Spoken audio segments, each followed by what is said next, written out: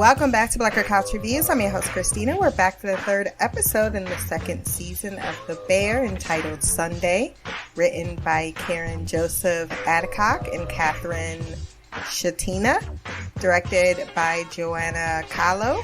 Another good episode. I really enjoy the music. There was a lot of it, but it felt in theme with what the characters, particularly Sydney, and her mind space was at. So I was very appreciative of that because it added inspiration to the scenes, but not too much as far as any conflict, which is great, or anything like that is going on with such a short time frame. But we see the buildup of that, and it begins with where our two partners are at mentally and how neither confronting their own insecurities in said partnership is going to lead to conflict.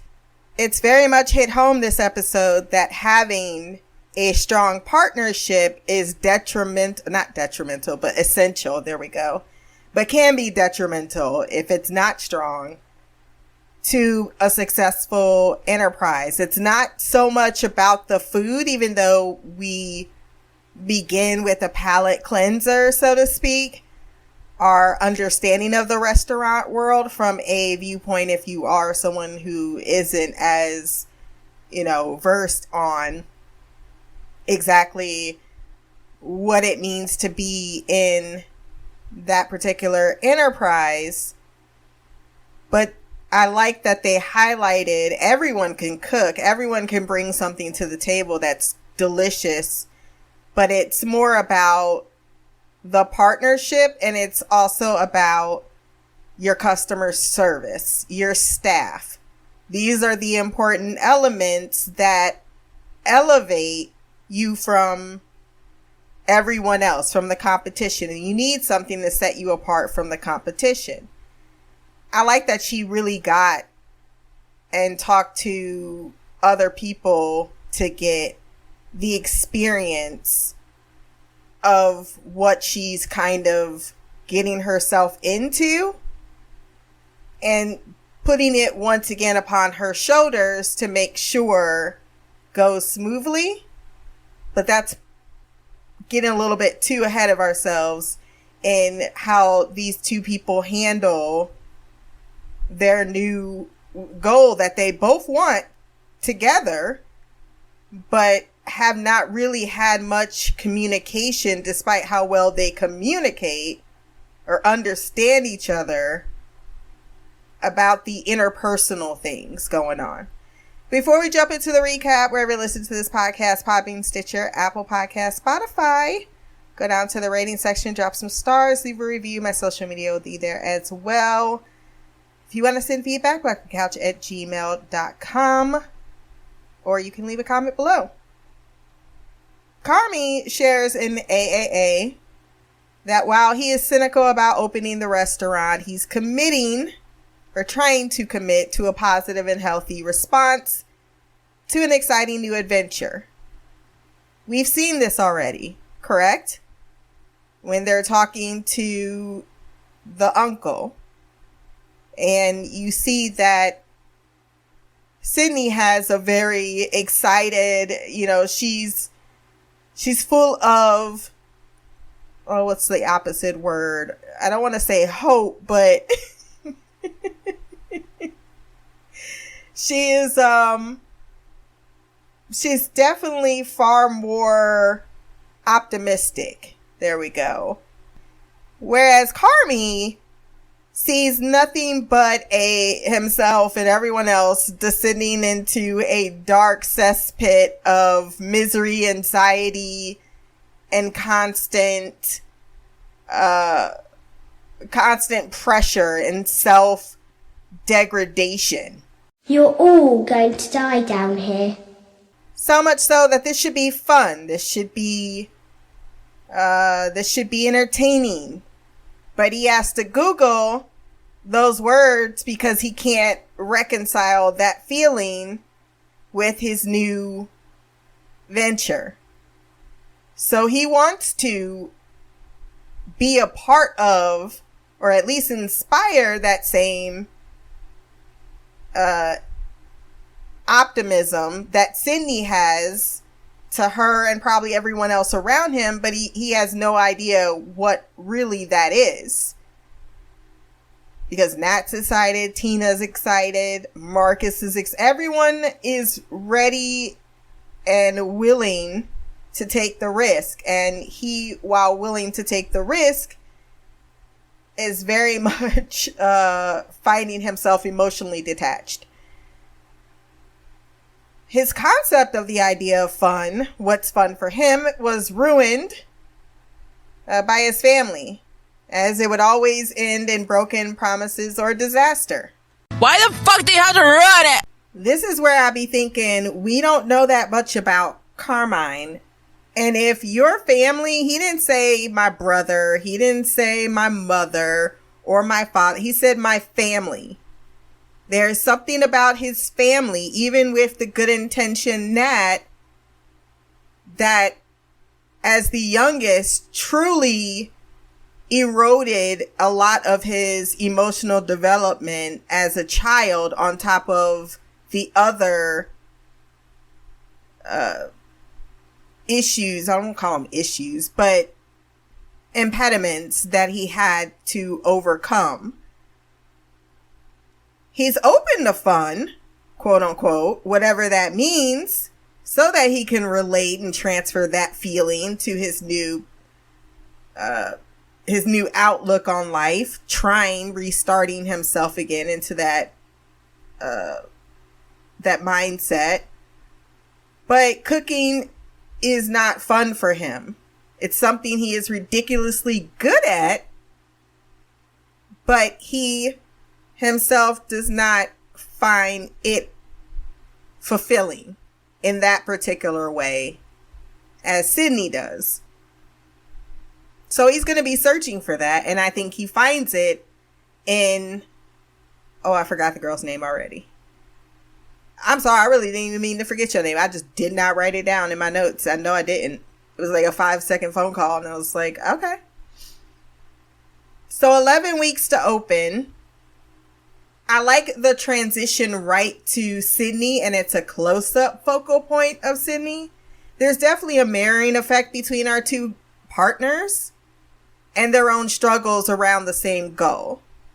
Because she's ingesting just how treacherous their idea of opening a restaurant sans pandemic is amidst the increasing closure of restaurants due to the pandemic, on top of the competitive nature of the business in itself.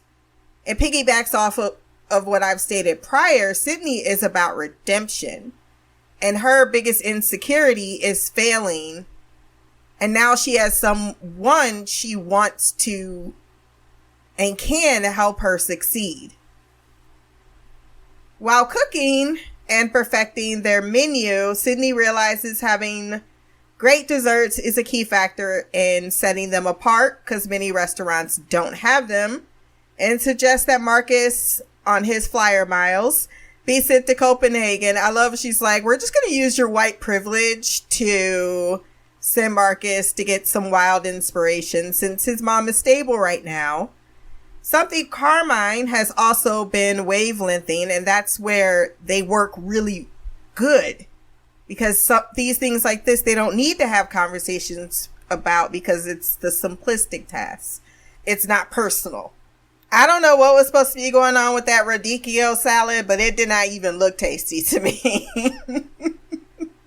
I will say, I think I'm a little bougie, or not bougie. That's the better statement there.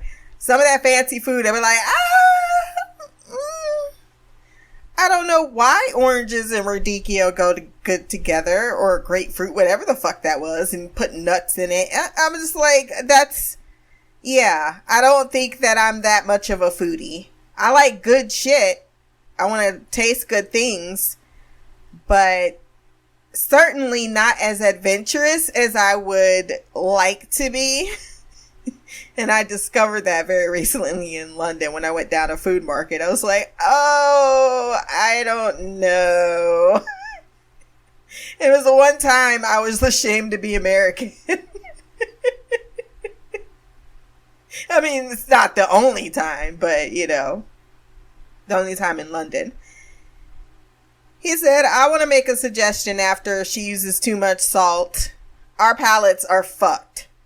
She goes, where's the suggestion? And here is, I think, where Sydney's insecurity flares up. Because she's like, oh, you want to send me home? And he's like, well, I want to bring you to Kasama. He wants her palate to be his palate, and they don't have the same palate. He's more of a upper echelon of whatever the fuck he does. And she very much is someone who is emotionally, I want to say inspired, but I feel like that's going to be overused, especially because he says he wants them to go out and try to get inspiration, although she was almost perfect. You've hurt me. That backhanded compliment is it's like a knife to your vagina. Especially if you're someone who's a perfectionist. And since I've been in that category many a times, like, oh, almost was perfect. Like, bitch, I was going for perfect, not almost. So that's worse than if I just failed horribly, because that means I didn't try that hard. Or I could try hard enough, but I was right there. I gave it my all, and and then you go tell me it was just right there. Ooh, no. That's like when you're about to lose something. I don't know. I can't think of a good inspirational example, but I'm trying for some reason. And like, you needed an 80% to pass and you got 79%. You're just like, fuck you. That's like, not getting it feels entirely worse. I don't make up the rules. That's just how it is. Meanwhile, Ibrahim went to culinary school just to turn right back around. And I'm like, sir, that's travel time. I know you put money into the subway just to make your way here. You came out into the cold weather. I think we could have just saw Tina, not seen Ibrahim at the school and got the message. I don't think they needed the actor to show up outside. The culinary school, mean mugging the facility in Chicago. People are suspicious. Whoa, calm down, Jamal. Don't pull out the 9. Sidebar, and this is a really, really irrelevant sidebar, but I was watching this video. Oh, God. And it's someone who is so privileged that they're oblivious. And I love that he sits next to two people that are absolutely far more, not privileged, didn't have the same type of childhood as this privilege, and they're much older as well. So they be just letting him talk sometimes, and I could just tell by the faces that they give. They're just like, we're not going to go in because we're a friend. But I could tell the comment section's about to fuck you up. Because he just says stupid shit. And you can tell he gets it off of social media because he talks about all the time being on social media. I'm not judging anybody for being on social media all day. I'm not. Because as Mimi told me, which is a very valid point, some people, they really do just zone out on it. It's just, it becomes things that they go find funny. And it's also, social media is not bad. It really isn't. It's how you interact with it. But there are people out there, though, that interact with it on a negative level. And he already admits to watching people get blown up. Apparently there is a Twitter out there called fuck around and find out, which I feel like was taken from us. And now is a whole fucking Twitter page. What will they not fucking steal?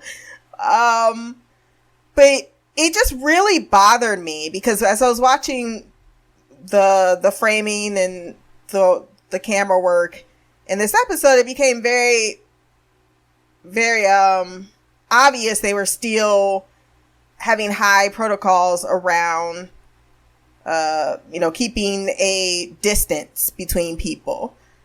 Not in all scenes, but certainly in like kitchens, where there seemed to be some clear indication that, hey, we take people's safety seriously. And this dumb motherfucker gonna be like, and he kept saying it, well, the masks, they didn't help at all. And he kept saying it like he wanted to make a point, cause he's like, yeah, everywhere I read. I said, there you go. You read social media like it's the fucking news. It's not. You read something that was trending. You didn't go back and read anything on the government. I can't stand people like that. And then love to go around acting like they're educated. I'm like, motherfucker, how can you possibly educated when you don't pick up a book? You're constantly filling your mind with mindless things, which is fair. It's your life. You do what you want to do. Don't get on a fucking video and try to tell people, well, the scientists were wrong. Yo fucking ass is not right. Okay? The mask would have worked if people would even try to fucking wear them right. Ask the nurses about if the masks work. Ask the people whose lives were in danger if the fucking masks work. Your ass saying it didn't work just means I didn't want to do it and I don't think it was necessary, and then everybody came out and said it was true. I said, no, that's not what they said. It's not what they said at all. Y'all take a half of a statement and run with the rest of it based on what you want to hear. It's not what they said. And clearly you can still see in a lot of public places that they maintain. You go in the hospital right now, you gotta wear a fucking mask. They ain't talking about, oh man, it wasn't a pandemic. Even ours that lifted the mandate. You go into a fucking hospital, guess what? Or you go into certain facilities, you still need to wear a mask. I actually went to another facility, or not another, I wasn't going there. I think my sister was going there, and it said, yeah, you have to wear your mask in here. So for you to sit around, I can't, why are people like this? It's like, why do you want to believe that the pandemic was not a thing? Because it's easier for you, because it didn't affect you. It had nothing to do with you, and all you saw it was a mild irritant. But you really need to shut the fuck up, because millions of people fucking died, okay? Whether the mask was the best course of safety, bitch, I will take a mask any day over none. Okay? And once again, most people didn't wear masks correctly. Alright? Y'all ass was wearing the wrong mask. That's the issue, is people weren't listening. They was like, okay, I gotta wear a mask, but they didn't want to wear it. So they was like, let me go get a bandana. Let me go get a cute mask off of Amazon because I want it to be cute. Yeah, people was wilding. They didn't get the masks that were properly the medical masks that we needed. And yes, those did fucking work.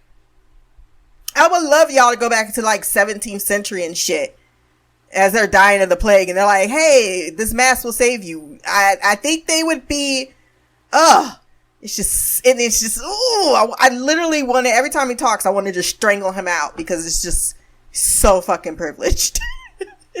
Everything he says and talks about. And the only thing that keeps me watching this channel is the other two that I like a lot more. And clearly, especially my boo-boo Daz, he be really looking at him like, bitch, your funeral. He might even been trolling at that point, but I don't think he was. I think he was just like, I want to stand behind what I want to say. And it's like, yeah, most of the shit you say is ignorant. Okay, I'm off of my tirade, and we're on to Richie. He drops off his daughter. That little girl was too young to be dropped outside the home and told to just, go and open the door by yourself. Then I thought, it is Richie, so there might be a restraining order. And Mom was watching from, the window. We heard about Eva. I'm glad we got to meet her. She said, your mom's in a Zoom. What's that? She got a promotion and a raise. It's not a thing, but a place. Over the internet. It's a meeting. Clearly, you know nothing about it. I'm waiting for more for Richie, because he's going to have to come out of his self-pity party. I mean, you're not that old. You still got about 30 more years to really truly do some shit. But he said he was 46, maybe not 30 years, but he's got at least 20. You got 20 years to make a good fucking retirement. That's a lot of time. Believe it or not, that's a lot of time. And you can still make changes. And I'm waiting for him to take the initiative instead of, oh, everyone else is, becoming more independent and successful, and it's good. And I'm glad that he didn't backtalk the mom, and that he loves his daughter. But love is, one, not enough. You can love your child all you want to. You can say that it is enough. It is enough emotionally for them. But if you are fucking up, which it sounded like for the first season, he was fucking all the way up, and then the way you couldn't even get her out of that damn car. No, you need to give her a stable thing, a stable environment in which to see and admire you from. Otherwise, she's just gonna grow up going, men ain't shit. Carmi gets a call from his new boo, and they agree to meet up. Sydney decides, I'm not going to tell you I'm not going to be at Kasama's. I'm just going to let you go there and order.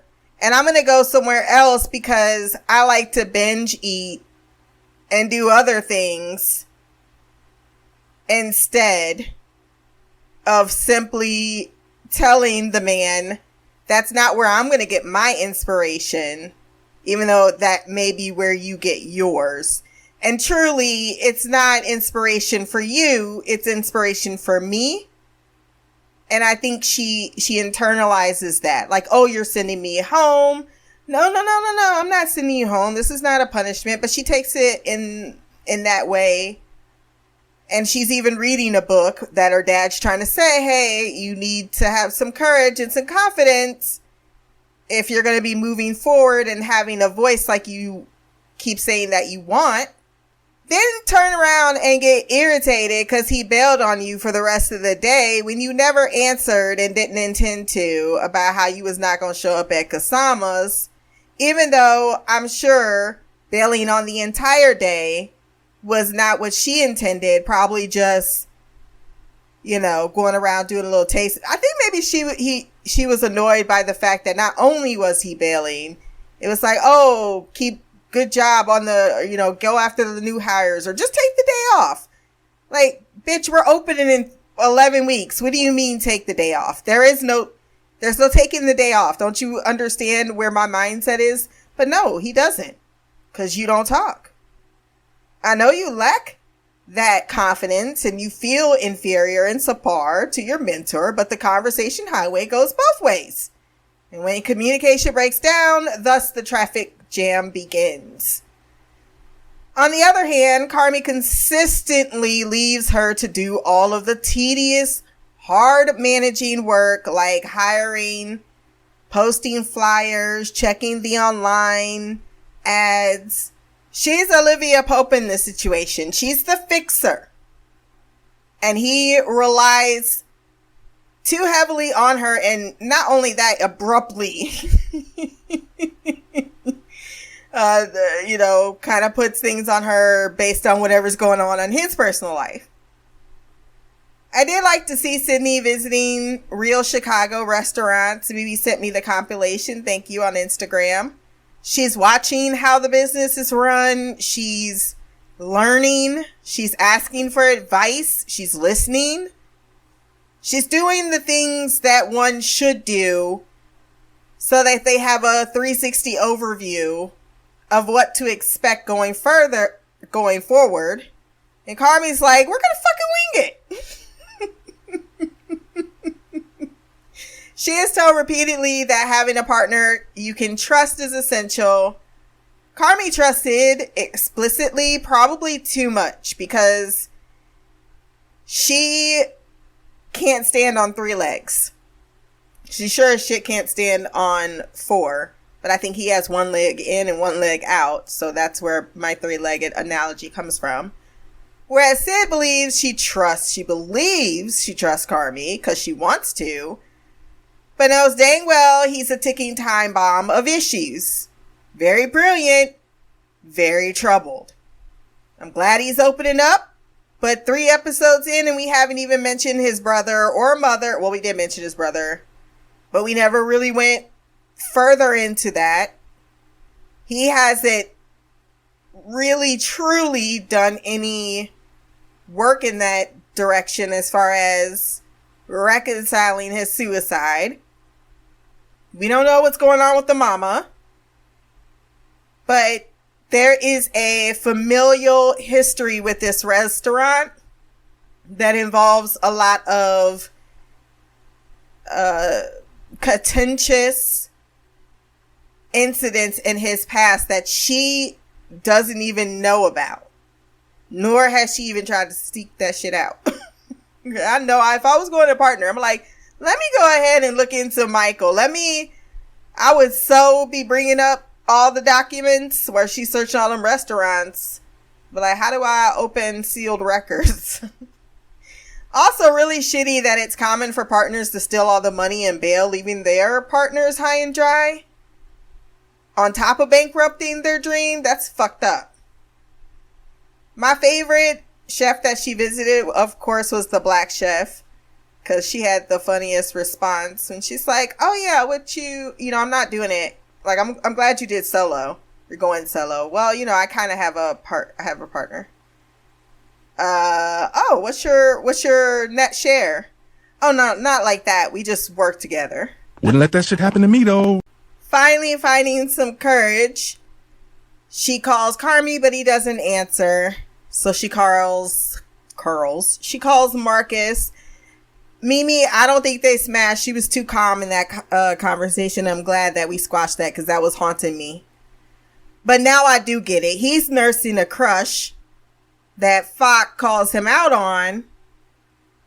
And she's just looking for sous chefs and something else to do and agrees to meet later to discuss him traveling. She tries to poach some workers on break and is told to scram. Sydney continues on our tour of Chicago as she finds what she's looking for in the perfect palette or the perfect plate. She sees a mother and daughter before returning to the Bear because she wants to do something with that idea to cook, except when she gets there, Carmi is, not only did he not answer her call, but he's hanging out with the boys and they have knocked down the wall without telling her. This is the second of two little confrontations that happen. Not really confrontations, but gaps that I can see, separating our two partners, because I'm on both sides of it. I like that. I love when I can pick both sides of the argument and be like, you're both right. I can see where you're coming from. I can see where you're coming from. And you both have valid points. Fox says, look, this wall is awful. It's not going to work. There's dead raccoons, roaches, termites. We don't need it. Plus, we're opening a restaurant. Like, I don't understand either how you was not going to need that space. But that is neither here nor there. It's a health risk. So, of course, it needs to come down. But she's surprised, like, oh, it's no longer a facelift. Would have been nice to know about what was happening. It's not so much about the wall. It's about, you didn't call me and let me know. I called you. You didn't, my phone went to voicemail. What's my importance? I'm trying to be a partner and I'm being told that having trust in a partner is important. Yeah, I can't get you to casually call me about something as big as, hey, we're going to be knocking down this wall. Of course, she's not going to say, no, don't do it. It's just, it would have been nice to know so that I didn't come in here and get this huge fucking shock. I think because she feels so insecure about what she brings to this partnership, as it's not financial. But at the same time, I'm with Carmi. Every decision doesn't need to be run by you. That isn't in your wheelhouse of decision making because you don't have any ownership in the property. Yeah. You really don't have a say in this particular part. On the other hand, I do work here and it's a courteous thing. It's not so much as a decision thing. That's how she's framing it, but it's all about the courtesy. It's all about you wanting to tell me when things happen. And that's not where neither one of them are really at. Because for what she's calling him out on, she does the exact same thing. Carmi, however, he has this issue of shrugging off something. He doesn't fully grasp her own, don't want to say insecurity once again, but that's what it is. Her own emotional baggage, because he doesn't have that emotional wherewithal, as he's admitted, to even recognize it. So he's just more like, okay, I didn't tell you about a no-brainer. So next time, what do I need to do? Tell you about something that, you know, is a very obvious decision to make. And it's that tone, because he doesn't understand why she is upset, that he gets upset. And while he does give the sorry gesture, I knew that shit was going to come back. He also is he's throwing out the attitude because he doesn't know why he's in the doghouse. Especially, she blew him off at Kasama's. Because that's got to be fucked up, right? You sit at the restaurant, you text someone, you're like, I'm at Kasama's. Where are you at? They don't answer. 5 minutes later, 5 minutes later, 5 minutes later. Okay, I'm going to order now. 5 minutes later, 5 minutes later. Okay, maybe not 5 minutes. Clearly it was like 3 minutes. 3 to 5 minutes. I'm going to say 3 to 5 to 10 minutes. And there's no response. And then you go, well, I'm going to bail today. And then your response is, yes, you liked. You're going to be looking at the phone like, oh, so clearly you didn't want to do this with me. And you're happy that, and you didn't want to tell me that, or you didn't say anything about that, but you, like, I would be fucking confused. Like, what? I don't get it. It's like when someone ignoring my text messages for how you doing, then I'm like, well, I'm going to bed, and then they like, well, you be like, what the fuck? So you just ignored the rest of my texts? Also, I think he was genuinely happy to see her. Maybe that was a bit of a stretch, but I noticed that he's never eagerly affectionate physically. So I was surprised by him reaching for physical contact when he came in. Like, oh, I gotta show you this. You know, and then he kind of put his hands on her, and he's kind of like, wow, looky. And it's something that, I don't know. It's just a weird moment, only for it to go the way it did. And I gotta say, Richie kind of stood in for all of us. You need to settle down and mind your business, okay? One, never have a conversation that's a private conversation next to a whole bunch of people. Even if they don't know what you're saying, they know something ain't, like, they can read body language. And then also going back to Sydney and why she was upset.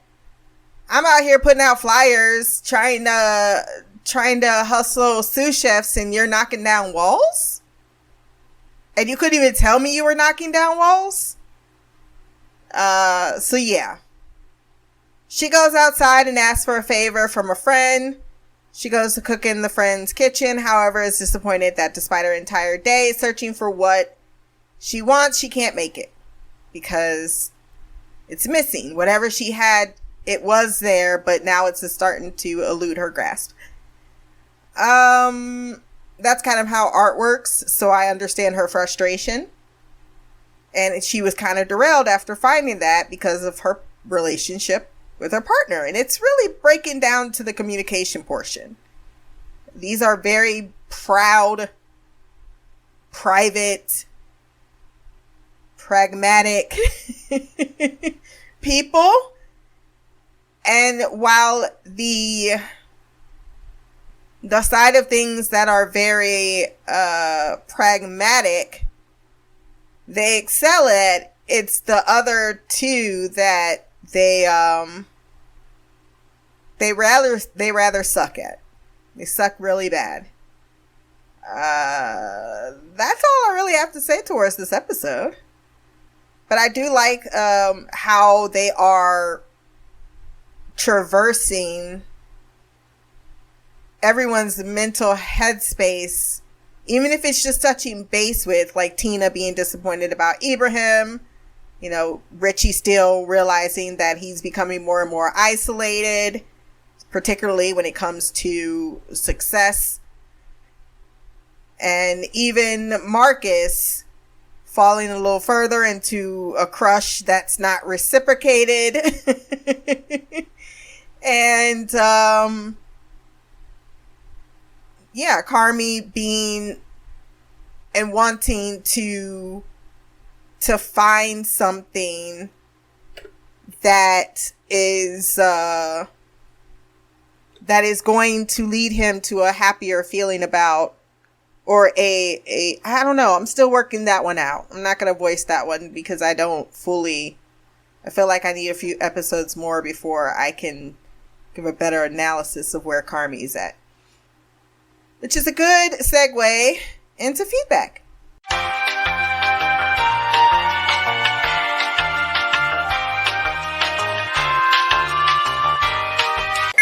Mail, motherfucker!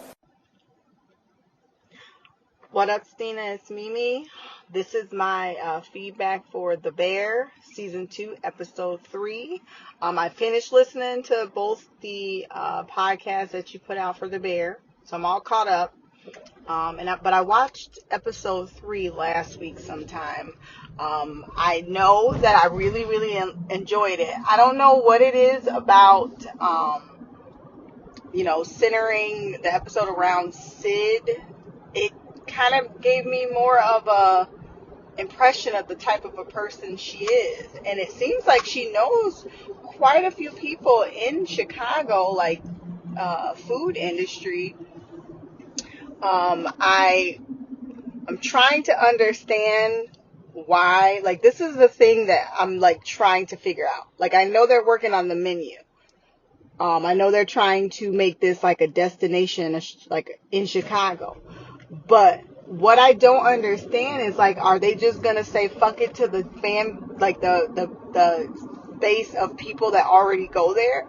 Like, I know if I go to a mom and pop restaurant, I don't expect to spend $87 on a meal.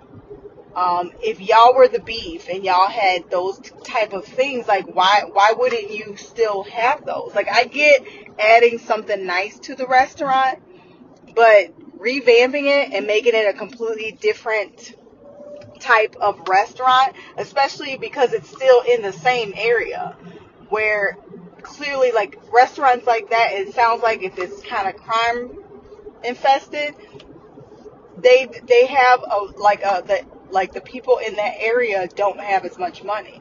So I'm just trying to figure out why they are changing so much. Like, I think that it would be nice to incorporate a different kind of, like, I mean, maybe even if it's just like during the, like, maybe at, on the weekend, maybe they have different meals or something like that. But to completely just scrap everything and start over, like, the people that normally go there, the people in the area who, maybe use that food for their work break, or went there with their family on the weekend, every Friday because they have games and they don't want to cook.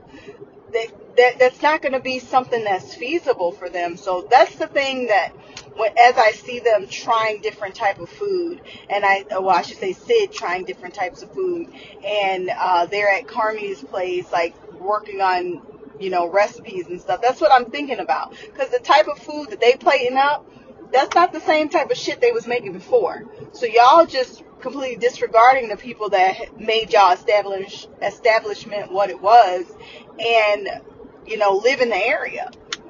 It's all great and stuff to want to, one of those Michelin stars that they keep talking about. But also, not everybody can afford to go to a Michelin star restaurant. And what about those people? And if you're turning that restaurant into that, what happens to the area when it gets gentrified and all these white people want to start moving in the area because now they think it's upscale and fancy? And that's happening all over the place. especially in urban areas, because I don't know what it is. Like, people love being around, urban people, like that culture, but they don't really want that culture. They just want what it represents, or like, that it's trendy or it looks cute. Even though for the most part, being black and, living in an urban area, living in inner city is literally people's lifestyle. It's not something they just pick up and do every now and then. I don't know. The more I'm thinking about this, the more I'm kind of like, I don't know if what y'all doing is the best idea. I don't know. But what I will say is, I did realize last episode that Carmi gave, oh my God, what is her name? Katie? I want to call her Katie, but is it Catherine? I don't remember what her name is. It doesn't matter. The girl. I did realize that he gave her the number to the restaurant, but I figured it was probably because he didn't remember his phone number. Something that I'm getting as a theme is Carmi's not very good with numbers. He might have not been that good at school. Maybe that's why he decided to go to traditional schooling, like a university. He went to culinary school, maybe because, regular school wasn't feasible for him. I don't know. He's definitely not good at math. So I'm thinking maybe he's not really good with numbers. So I didn't know if he take it as him giving her the wrong number on purpose. I thought maybe he did it because he's always at the restaurant, and also because maybe he don't know what his real phone number is. He had just given that number out, and it sounds like he probably gave that number out a lot because of all the people that they had to call for all the things that they had to do. So it's probably maybe the only number he remembered. I don't know, and I don't know if we're supposed to know. I did think it's funny that she called him out on it, and she was like, before we do this, like, do you really want me to not have your number? That was, respect. Like, she was like, I'm a grown-ass woman. I can handle rejection. I'm not taking this man's number if you don't want to give it to me. Like, ain't nobody about that life. I think that's all I have to say about that. I wanted to just clarify, I don't even think I brought it up last time in my feedback, but I don't mind the whole, rekindle flame type thing. And I feel like the way Carmi is, somebody from his past is probably the best he's going to get. He never does anything outside of his restaurant. And I feel like even if he saw somebody he was attracted to, he's so riddled with anxiety, he probably would never talk to them anyway. So this would be good for him. I will hold my opinion of the character until I know more about her, because I thought their banter was cute. Her saying the whole thing about the bet you $1 million you don't remember, like, that was cute. But I don't really know her yet, and it's weird to me that she's like thirsting so hard over Carmi. I don't know why that's weird to me. I just think it is. Like, clearly you guys haven't talked in a really, really long time. And you're a doctor, and, he is a chef. Why do you want him so bad? I don't know. I just need to hold my reservations right now. It sounds like she knows his family, so they clearly have known each other for a long time. So we'll see how that goes. But it was weird, like, she wanted him to help her move. Like, I don't know why that just struck me as strange. Like, you got his you called him, and you worked so hard to get his number because you want him to help you move. You don't have anybody else to help you with that. Y'all just met up after decades of not talking to each other, like, a couple days ago. Like, I don't know why, but that whole scenario was weird to me. And it must have really been just that, because by the end of the episode, Carmi was back at the restaurant. So, I guess we'll see where that relationship goes. The other thing I really, really enjoyed was seeing Sid's dad, Robert Townsend is his name. I love that actor. He's in one of my favorite movies of all time, The 5 Heartbeats. Shout out to that movie. I liked him. I hope we get to see him again. I enjoyed the reminiscing of the his wife, Sid's mom. I know that was the previous episode, but I never brought that up. I just wanted to bring that up. And the last thing, how is Sydney packing up all that food? Like, she weighs maybe 110 pounds and she's tall. So that's like, she's very slim, but she was eating so much at all these restaurants. Like, girl, like when Carmi, changes, the plans after she had ordered all that food, and so the way she was just digging in, I was like, okay, she gonna be full as hell. Maybe she'll pack it up and bring it to him later. Okay, cool. But then she kept going to these different restaurants because I guess in her mind she was like, well, the plan was to reset my palate, so I'm gonna do it. And then she went to these restaurants with people that she clearly knew in the business, and she was getting advice from them. The one thing I will say though is that I get her like presenting herself, like telling people that, her and Carmi are partners. Like, I get that they're like partners in what actually is gonna go down with the menu, but she can't really think that they're business partners. Like, you have no stake in this. You didn't give up any money. You're not an owner. So I don't know. I guess her saying her partner and talking to that one chef, what happened to that restaurant, like, it shut down because, I had a business partner who took all my money in Hawaii, and it happened. You don't have any money in this, honey. So, like, Sid, I love you, but you can't really think that you and Carmi are business partners. Like, I don't feel like he should have to run things by you. It's his business. It's his money. And basically, if something really bad happens and they don't come up with any profit in the 18 months, Sydney's not really losing anything. Like, she has to get another job, but so does everybody else. But you're not, like, you don't have any kind of monetary stake into this actual business. This restaurant belongs to Carmi. So I don't feel like he has any obligation to tell you, what he plans on doing when it comes to his business. It would have been nice to let you know what the plan was, especially when he finally got back and he was going back to the restaurant. I think, telling her, I'm finished. I got everything I needed. I did what I needed to do. I'm back at the restaurant. That would have been nice, but he didn't have to. I don't know. That I think that's going to be a rift between in their relationship, because I don't think that they have clear definitions of what is expected of each other and what their actual business partnership entails.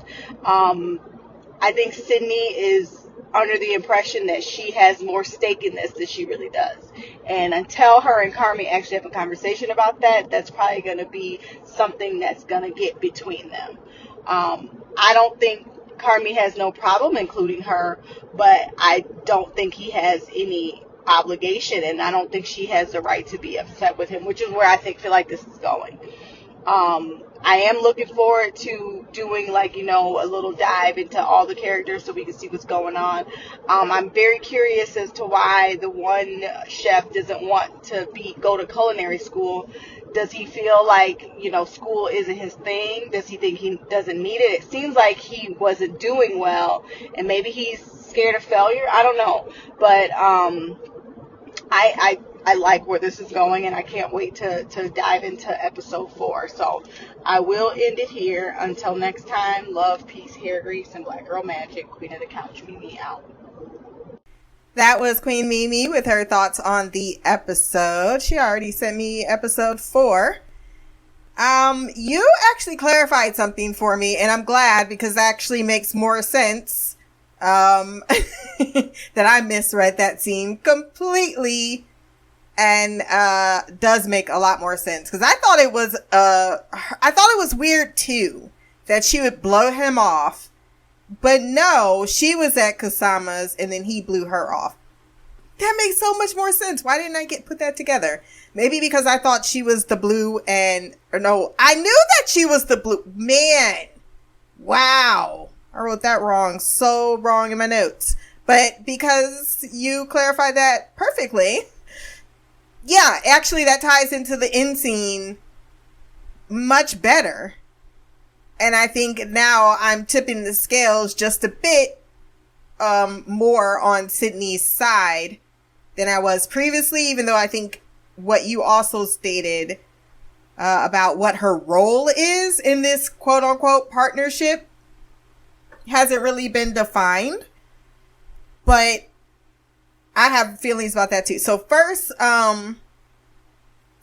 about that. Okay, so yeah, you told me to meet you somewhere and you didn't even show up. You blew me off for someone else.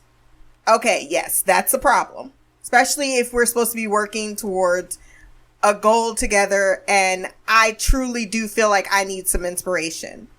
Got you. So, of course, when she gets back later on and you've kind of stuck me with, oh, you can go do whatever. And then here you are making decisions about the restaurant. I get it now. She feels when he doesn't talk to her or include her even in a very obvious decision, she gets upset wrongfully because he doesn't understand it's coming from her believing that basically Carmi has everything. Like you just pointed out, it's his restaurant. He's got the Michelin star. He's the one with the immense talent. In a lot of ways, she might be like, what do I fucking bring to the table? Basically, I'm here because you want me to be here. And now it doesn't even feel like you are including me in decisions. I'm just going by Sydney's brain right now. I'm not saying she's right. I'm saying this is what her thought process is. And so she gets upset and takes it out in the wrong manner.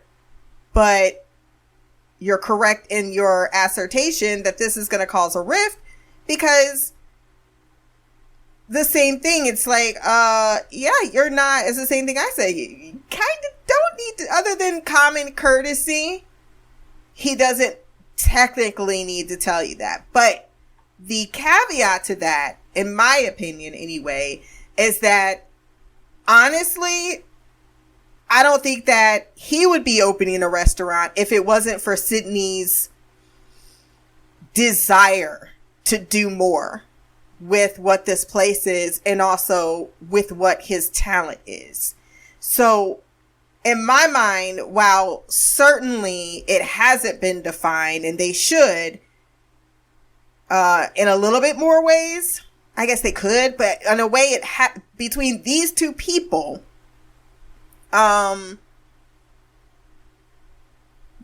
he fully realizes, I don't know. I'm trying to wrap my head around what I'm thinking, because all I'm thinking about is first season of how much she was trying to inspire, for lack of a better term, to really exploit his own talents for the betterment of the community, so on and so forth.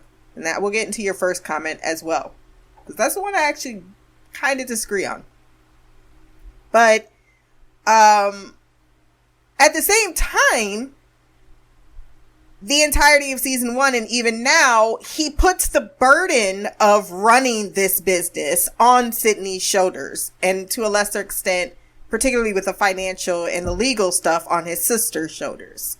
He does not fully, truly take any real connection to everyone. And if you think about what's the heart of the restaurant right now, it's not Carmi, it's not Richie. Right now, it seems to be Sydney. She seems, for whatever reason, you don't have to agree with it or whatever. I think we all love Sydney. I'm saying for people who don't like that she's at the heart of this when she doesn't have the financial stakes. 'Cause I could definitely see people being like, well, here she goes. She thinks she knows everything. She don't need to be there. No. People react in ways that doesn't necessarily mean we're reacting to the thing in which we are upset about at that moment. It's about something else. And it is in a continuous cycle with Carmi. You do the hard work. You figure it out. You know, they're not getting any sous chefs. That's a big problem. And she's tackling this problem What is Carmi doing about that problem? But it's their restaurant. It's not. It's his restaurant. You're correct in if the stakes fall, Carmi's really the only one financially out, but she's emotionally out. So while they both are coming, their investment is different. I think their partnership is true in the sense of one very much cannot function in their goal without the other. So it's not even needing to be in the same realm of how we feel a partnership. And I do think that that was basically what happened at the end of season 1 when he agreed, okay, so we open a restaurant. That was him saying, I know what you want. I want to invest in what you want, and I want you to do it with me. So anytime you put that out there, you can't not act too surprised that someone would be like, okay, you didn't tell me about knocking it down. And then you made another good point. Well, what if knocking down that wall, maybe we could have taken a section out of that wall. Maybe we could have used this side to sell some of our old product to offer to the community. She could have had an idea, but because she wasn't allowed into the conversation, she wasn't even allowed to offer anything that was opposing that. So I'm fully with both sides of the argument, but that's what makes us human. We don't have to choose which side of the argument. We need to evaluate how we could better understand the other person. That is where we're getting so confused. And I am talking about the human species right now.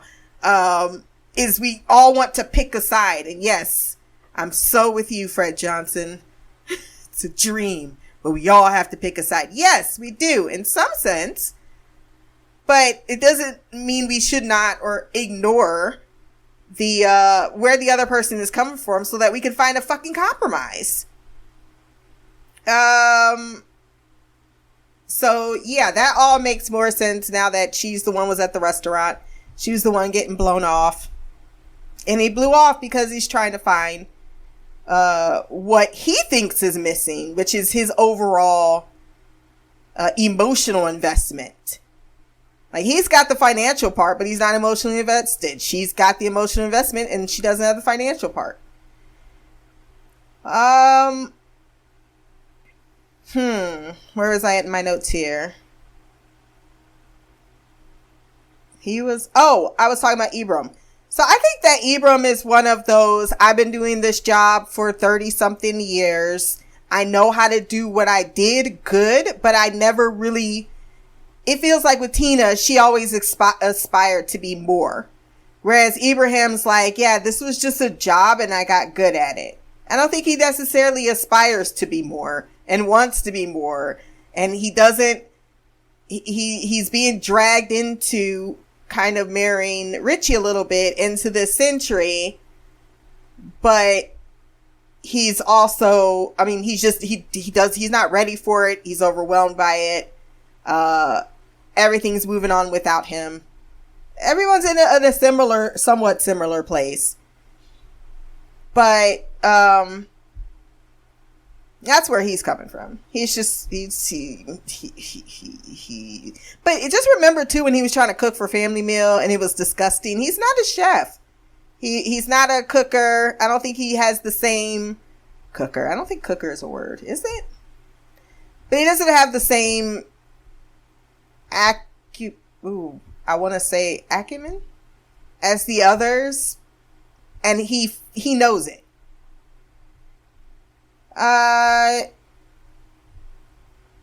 Yep, that was me agreeing about you being right about, why does she need to tell you about something about the business? But I think I've went into enough of that. You're right about Sydney. She definitely, I think though, the thing of it is people are willing to offer their knowledge if you ask. I don't know if that was showing she had connections so much as she's willing to go into these successful businesses and watch what they do to make themselves successful. Talk to the owners, talk to the staff, figure it out. Especially if you're going into a business of your own. Because a lot of people go into self businesses. I watch them all the time. I got family members to keep doing it. And they do no retcon. They just go, I have a dream and my passion is going to lead it. No, It's not. It's really not. And the fact that she's doing that, and once again, we flip back to Carmi, who's very much not invested in that part. Doesn't have that stress on him. Also, my sister was 110 pounds for like 10 years. I mean, from the time she was till about 30, even probably until about a year ago, she could eat whatever the fuck. It's if you have a high metabolism, you can eat a lot and still be really skinny. I mean, some people eat like that and they just go, but then they get all that food, and what they do is they're taking bites. They'll take 2 or 3 bites here, 2 or 3 bites there, 2 or 3 bites there. I actually eat all that fucking food. I know, because I watch food channels where they clearly do that. I'm glad you pointed out that was Robert Townsend. I kept looking at his face in the last episode going, you look so familiar. And while you remember him in that movie, I'm going, Meteor Man. I love Meteor Man. He was Meteor Man. Our one of the very few black superheroes we got. I'm wondering if Carmi is dyslexic. Am I dyslexic? That's a question, because they keep bringing up, and it seems to be a clear point about him not being able to do math. I don't think it's like a jokey joke. I think he really can't do it. As far as dragging her for being thirsty, you said for 3 episodes. I do not see her as thirsty. Not at all. Have you never had like a crush that you haven't seen in a while, and then you're like, oh shit, I used to really crush hard on you. And then you meet them after a while, they're single, you're single. I just think that she's showing her obvious interest in him. I don't think it's thirsting. Thirsting would be, to me, how I view thirsting is showing up at the restaurant the next day to see how he's doing. No, that's thirsting. Or hanging out at his apartment, or calling him 3 times. That's thirsty. Or sending him a whole bunch of texts. She's at her job. Clearly, you know, she didn't wake up in bed and was like, ooh, I was thinking about you. She waited a time in her shift and was like, let me call this boy. He's cute. I kind of been on my mind. And then she called him. And then she was like, oh. And then I'm sure Richie's the one that gave the phone number, because Richie's that kind of person. I kind of don't trust Richie. And this is because there was a little bit of a look that Richie gave at the end, even when he just said that, ooh. I don't think he likes that she's his partner. He seems like the one to naturally be there. And actually, Sydney completely supplanted him. Do I think he's got some weird, but I think that he's willing to do whatever to not make that partnership as tight as it is. Not do whatever, you know what I mean? But I think he's just more like, yeah, my cousin doesn't need to be, you know, just listening to you. And if this is a childhood friend, so on and so forth, like you were saying, it's like, yeah, how about another female who's close to the family, be someone who's invested in this? I don't know. I don't know Richie that much, but based on his season 1 performance, I wouldn't put it past him. But I do not subscribe to that she's thirsty. I don't think it's weird that she asked him to help out to move. If anything, you're not going to ask Carmi to let's go out to a restaurant or let's go get some cappuccino. Or I think because of the familiarity, I think because of the fact that they knew each other clearly as kids growing up and they're still on good terms, this is an easy way to spend time together. In a setting that's relatively private, while also, you know, other guys are probably going to be there to help. So it's a loose setting for a date, so to speak. I've never asked anyone to come over and move for me because it's never been an option, but bitch, if I could, 2 birds with 1 stone don't seem too bad for me, at least. And then the last point I wanted to talk about, and again, you live in Chicago, so this might be a little bit of more personal, personal opinion about gentrification and all that. And I think that's always a catch-22 for me, because I'm an analytical type of person, because I'm thinking if a business is a business. My business right now is failing. I know you were talking about, what about the people around that can't afford this and da-da-da-da. That is never, in my practical mind, never consideration for my business decisions. I don't owe the public anything. Not a damn thing. I don't owe you this restaurant being here. And truly, if it was that beloved, then more people would actually fucking be here and it would be profitable. Those are those old poppin' places. The ones that are not successful, they're going to be turned into exactly what Uncle is trying to turn this thing into, a parking lot. So I understand in a lot of ways how making a business successful in a place where it isn't and I don't know too much about the constructs of, yes, from what I saw season 1, it seemed like it was a little bit of a roughneck neighborhood. But having a place there, I mean, that was the reason why they went in Harlem, during the Harlem Renaissance. So to say that gentrification only breeds, yes, the negative side of people coming in, buying up the business, trying to make, I'm sure there's a lot of issues with that. But it also is a lot of issues with living in a place in which there's crime everywhere. And no one comes here or can be anywhere around here because people shooting up in fucking windows. That's not okay. I don't know.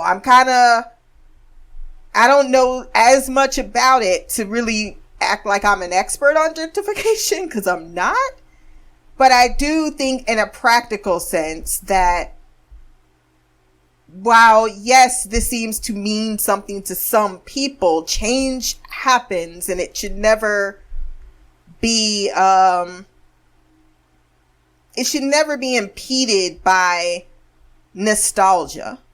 Nostalgia holds us back. It's why we have fucking 50 million Scream movies, and now they're coming up with nostalgia is the impediment to progress. And so, is it impediment or pediment? I never know. So for me, all I can see is two people coming from this neighborhood speaking more about what people from such circumstances can do and keep that and maintain that. And I'm sure there's things that are going to happen around it, but you can only control what you control. And I think bringing a place that was a shithole and a mom and pop place and bringing prestige to it, which then in turn, like you said, brings prestige to the culture. There's the backlash of that, but there's always the progress of that too. Understanding culture is how we understand each other. And I don't think that one should not want, I mean, no one gets in the business to not want accolades. I could sit here all day and say, oh, I don't want to star at work. Bitch, I didn't work all this time this hard not to want to star at work. That's just me trying to be humble. I want a fucking star. I want they don't give out stars, but you know what I mean. I want the bonuses. I want the stuff. These are natural things that one should want, and earning money on top of that. So I think if it was like a truly neighborhood type of thing, like the bar in, cause I think you watched Shameless. Yeah. Cause you said you watched Shameless cause, this guy Lip is in it. So like the bar, that's a different situation. Like people are here. It's a profitable business. People just want to buy out. And that to me is different than it's a shithole. Let's turn it into something that is worth something. Let's bring the accolades from San Francisco and all those wyburbs that keep getting it and bring it to the heart of where we are and prove that where you come from doesn't negate you becoming the best. To me, that's a more profound message than let's continue to service the crackhead community because they can't afford to eat here Oh, because, that's not, I don't think that even would really help, because it could, clearly it's only breeding worse. At least that's what I see in the last couple of episodes. So and then that's the other thing you were saying about, how they could sell things like, that doesn't mean they have to get rid of everything. Who says they're getting rid of everything? Maybe that would have been something Sydney brought up. That goes back into why she may have wanted to get a call about the wall. Like, well, wait a minute. If we knock down the wall, what are we going to do? Or have we considered this or that and the other thing? It's a lot of conversations that we ain't seen happening.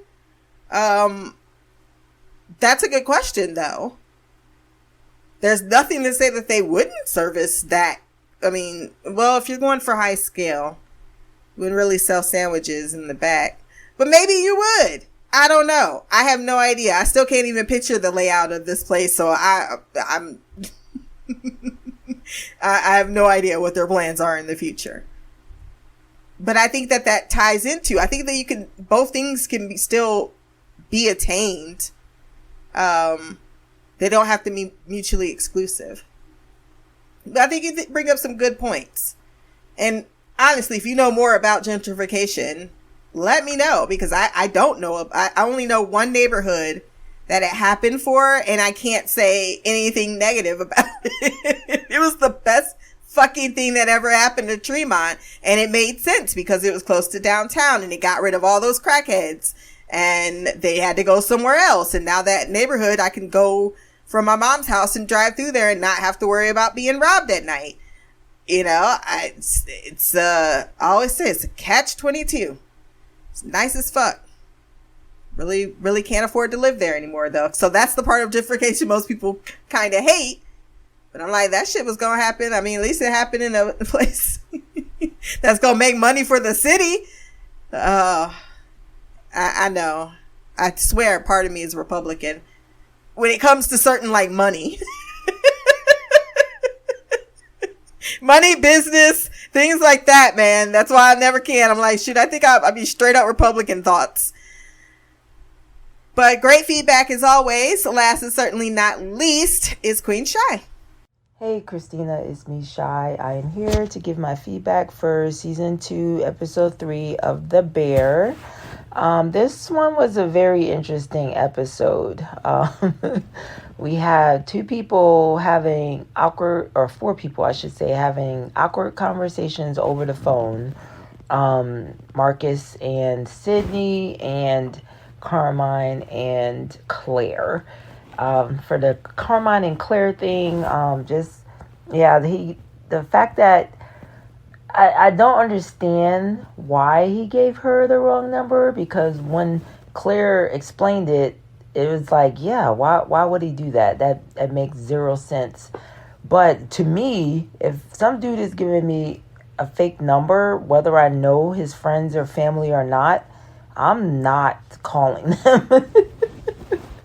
I'm just not doing it. I mean, to me, that's a sign that I should just move on, keep it moving. So whether I know you or not, whether I know your family or not, I'm not calling you.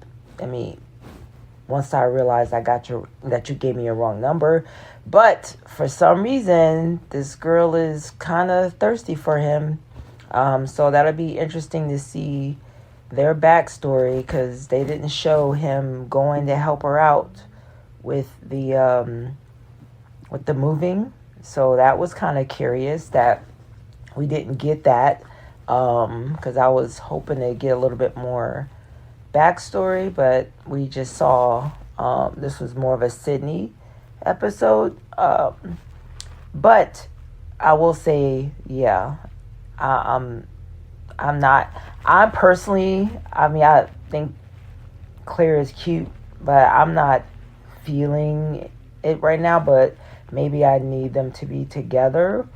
But that phone call was just painful to me. And so was the one with Sydney and Marcus. And I'm with you. I don't think that they got together. I think Marcus likes her, and maybe he made a move on her or something. Because I don't understand the awkwardness between them, because last season they seemed to be fine. And now this season there's this weird thing between them. So I don't know if he's crushing on her or whatever the case may be. I don't know. I mean, it's just a weird vibe for them too as well. So I'll be interested to see how that pans out, if we get any more details on that. But man, I will say two things on this episode. One, man, this food was looking good. It was making me hungry. I had to eat some chips while I was watching this episode because I was hella hungry just looking at the food that she was eating. Secondly, damn, she was eating a lot of food. There's no way I could eat that that quantity of food in one day. Hopefully, maybe she didn't eat it all, because I'm like, it seemed like she had like 8 meals in that day. So, and then she topped it off with a ice cream sundae. There's no way that I could eat all that. And if that's something that they need to do in the restaurant industry, no wonder a lot of them are of the bigger variety, because you got to eat food. You're a foodie. You got to be a foodie. And yeah, I love food, but not that much. Not to where I can eat like that. Or if I did eat like that, I would be weighing 300 pounds. So there's that. So we got Sydney going around testing out foods, getting advice from people. People are, giving her the 411 when it comes to opening up a restaurant. She's looking at all these dire situations that went on with other restaurants that had to close down for one reason or another, the pandemic or whatever the case may be. But I mean, to me, I would think that those are the things that you would have looked into when making the decision to open up a restaurant. You would already know the likelihood, the statistics of it all, or what's been happening with other restaurants in town and the neighborhood you're in and all of that stuff. And yeah, I mean, those are things that I'm hoping that she's not looking at as they're doing it, but that was part of the decision making prior to going all in. So it's not the time to be thinking about all that now, or looking into all that now. You're already in there. So I think what else happened in this episode? What's the guy's name? Abram, the one that was with Tina. So he's, I guess, not showing up to the cooking, to the culinary school, for whatever reason that I'm curious to know about as well. Something must have happened in his past that's got him shooketh. So interesting to know that.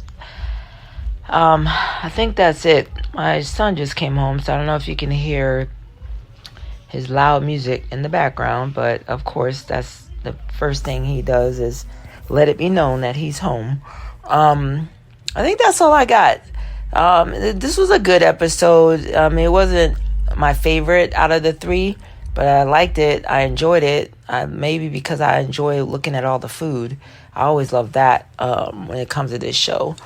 I think that's it. On that note, until next time, much love, peace, and Black Girl Magic, Queen of the Couch, Shy.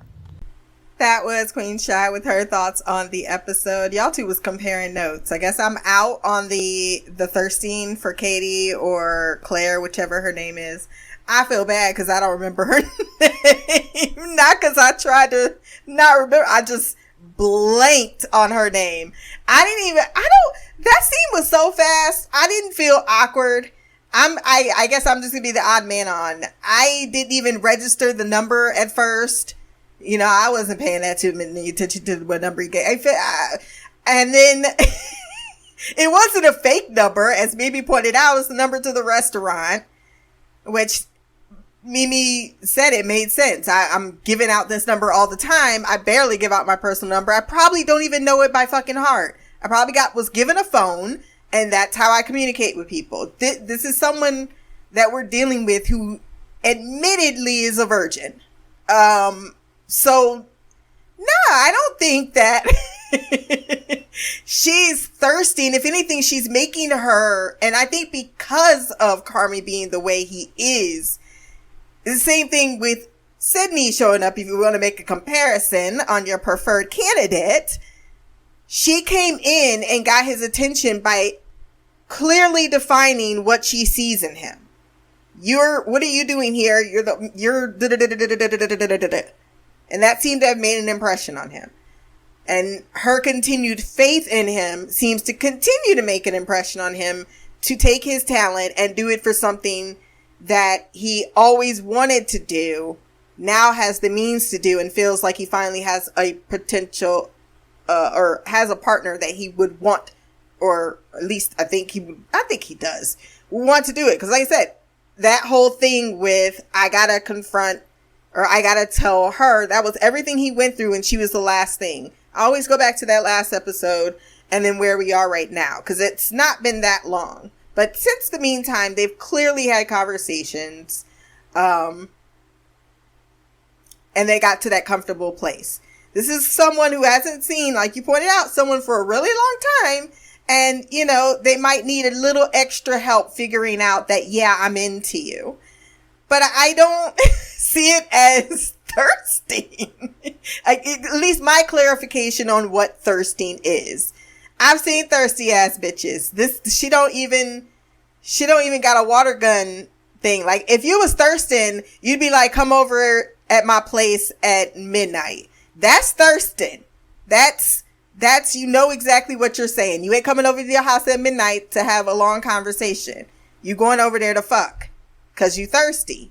These are what thirsty people do. I just think it's just natural flirtation, natural crush, as you, since you made the very good analogy throughout, for our characters that we did focus on. But it's just that. I think that knowing you and Mimi well enough, she's an impediment to what you would prefer, and she's Caucasian, and that doesn't help, and that's bias, and it's fine. But I don't see that when I'm seeing the screen. But maybe I've also been reading things in the wrong, and all we could do is agree to disagree. But I do think she's getting way more hate for the 2.2 seconds she been, not hate, because I know you're not hating. I'm just joking on the hate part. But she's definitely being side-eyed as like, we don't want you. There's something wrong with you. Why do you like this man? That's normal shit, guys.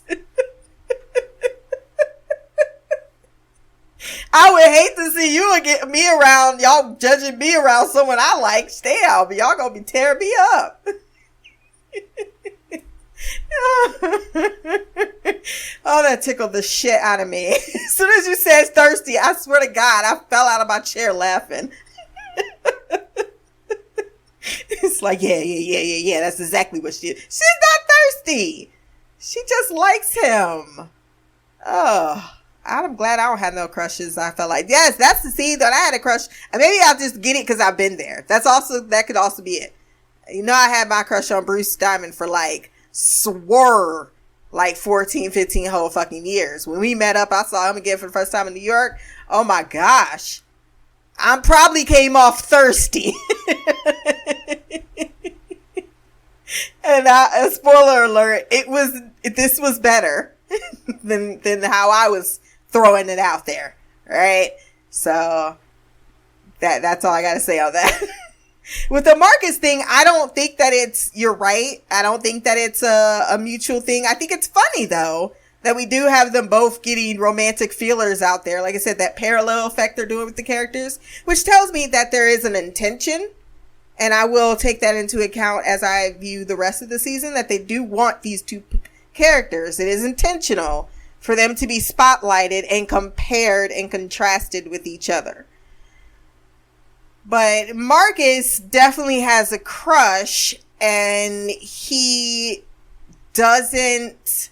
I think that he didn't have a crush at first, and then now he's at the part where he's fully aware of the fact that he has a crush, and now he's making it awkward. Other than that, and I thought, like, I ain't even gonna lie, I thought Marcus was kind of on the spectrum. That's not meant to be mean in any kind of way. I would hope you would know that. But it did feel as if that awkwardness may be due to that. But I don't know. I don't know that much about Marcus. That's just a guesstimation. Just the same way I'm guesstimation mean that Carmi may be dyslexic. And I know numbers is not the same as letters, but I think dyslexia can include letters. I'll look it up later. I could be very much mistaken. But yeah, now that he's kind of more aware of the fact that he's crushing, I would say that for Sydney, she's more like, okay, why is this weird? Why are you acting weird? And then she completely and utterly doesn't want to address it, and just kind of does the same thing she does with Carmi, which is her flaw. All of these people have flaws. And I'm glad that they're not making it one-dimensionally flawed, because I hate that. Just makes people in fandoms more polarizing versus when it's a little bit more messy. Now, some people will polarize it anyway, but the show itself is not playing into that type of nonsense. The last bit I have to comment on, and I get what you're saying, because it's true. Wouldn't you be fully aware of the restaurant? And I think she is. I don't think that was meant to say, hey, this is the first time I'm thinking about what I'm getting into. It's more like, and maybe because I relate to these, maybe because I'm neurotic and I have all these anxiety, emotionally stunted types of issues that I fully understand. That it's not so much as I don't know what I'm getting into. It's, oh shit, this is what I'm getting into. Let me remind myself of what I'm up against so that I push harder. And also people with anxiety, we love to fuck with our anxiety. Like I hate fucking being on a plane, but I'll sit and fucking watch airplane crashes. Don't make no damn sense, but I watch it. Or I'll research a hotel, and I'll book the hotel, and I'm like, yeah, I'm going to that hotel. And then 4, 5, 6, 7 times I'll continue to research that hotel, the area, what's going on there. It's a weird anxiety thing. You constantly re-evaluating, reanalyzing, retouching. It's an OCD thing too. When you're constantly left with that. And I think they're very clearly showing that both Carmi and Sydney have a bad anxiety problem. His anxiety, though, goes fully negative, and then her anxiety, she handles internally, which is why he doesn't want to ruin this new thing by trying to find himself some fun. I think I've talked enough. It's an hour long. It's way longer than I thought it was going to record. Sorry this is out late, but life happens. If you want to send feedback, once again, blackgirlcouch@gmail.com. My social media will be below. Like, share, subscribe. Until the next time, peace, hair grease, and black girl magic.